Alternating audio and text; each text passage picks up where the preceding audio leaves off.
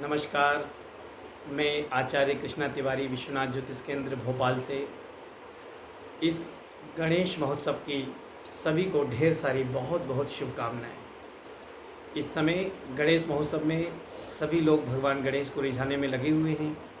नाना प्रकार की आराधनाएं, सेवाएं, भगवान के भोग अर्चना करते रहते हैं, जिससे भगवान गणेश सभी को मनोवांछित फल देते हैं। लेकिन आपको पता है कि भगवान को कितने प्रकार का विशेष भोग लगता है, जिससे अनेक अनेक प्रकार से फल की प्राप्ति होती है। तो आज आइए मैं आपको विस्तार से 10 भोगों के बारे में बताता हूँ, जिससे गणेश को 10 भोग अत्यंत प्रिय है, जिससे समस्त कामनाओं की पूर्ति होती है। चलिए बात करते हैं प्रथम भोग की। भगवान गणेश को मोतीचूर के लड्डू बहुत प्रिय हैं, जिसको चढ़ाने से हमारी सारी दरिद्रता दूर हो जाती है और मान प्रतिष्ठा की प्राप्ति होती है, और कार्य क्षेत्र में हम जिस कार्य में व्यापार व्यवसाय आदि करते हैं उसमें बढ़ोतरी होती है। भगवान गणेश को दूसरा भोग दूबा और पेड़े का चढ़ता है, जिससे हमारे कार्यशैली में, हमारी दिनचर्या में समस्त संकट जो अचानक से आ जाते हैं वह सारे संकट समाप्त हो जाते हैं। भगवान गणेश को तृतीय भोग, जो तीसरा भोग होता है तीसरे दिन का, भगवान को भात और चावल का और नारियल का चढ़ता है, जिससे सारी दरिद्रता, दुख, अचानक से पीड़ा आ जाना, अचानक से दुख आ जाना, ये सारी दरिद्रताएं दूर हो जाती हैं। भगवान को चौथा भोग पूर्णपोली बोलते हैं। पूर्णपोली ये महाराष्ट्र में विशेष रूप से इस भोग का उपयोग किया जाता है, जो कि भगवान को मीठे मालपुआ, मीठे पराठे बनाए जाते हैं, जो कि भगवान को चढ़ाए जाते हैं, जिससे हमारे घर में धन की और अन्नपूर्णा की हमेशा वृद्धि होती है। इसीलिए पूर्णपोली को भगवान को विशेष रूप से चढ़ाना चाहिए। 5वें नंबर का जो भोग होता है, भगवान को दूध से, दही से बनने वाली जो चीज़ें हैं वो हैं श्रीखंड। भगवान गणेश को श्रीखंड बहुत ही प्रिय है, जिससे हमारे सारे विघ्न, संकट दूर हो जाते हैं। ऐसे भगवान गणेश का हम लोग श्रीखंड का भोग लगाते हैं।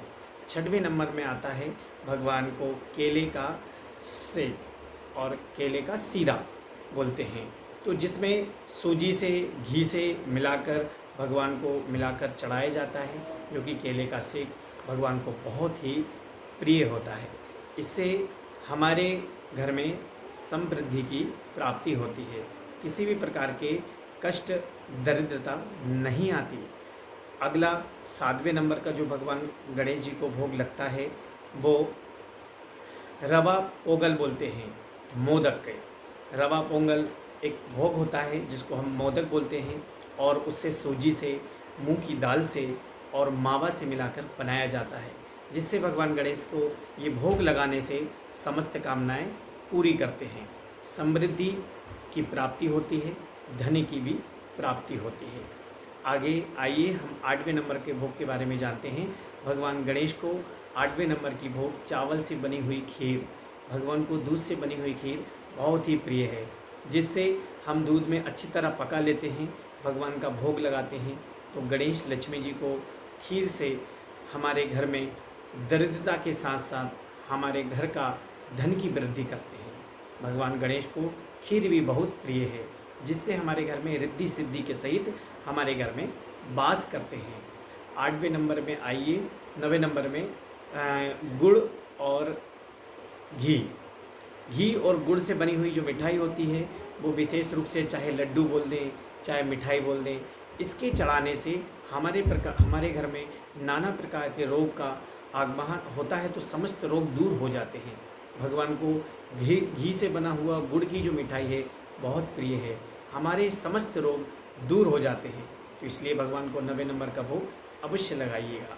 अब हम बात करते हैं 10वें नंबर की भोग की बात है।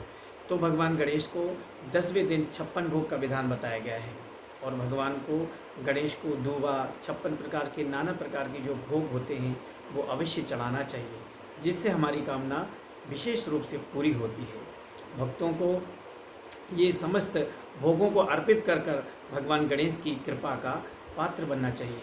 इस गणेश महोत्सव में आपके मेरी तरफ से विशेष विशेष शुभकामनाएं और जय गणेश, जय विश्वनाथ, धन्यवाद।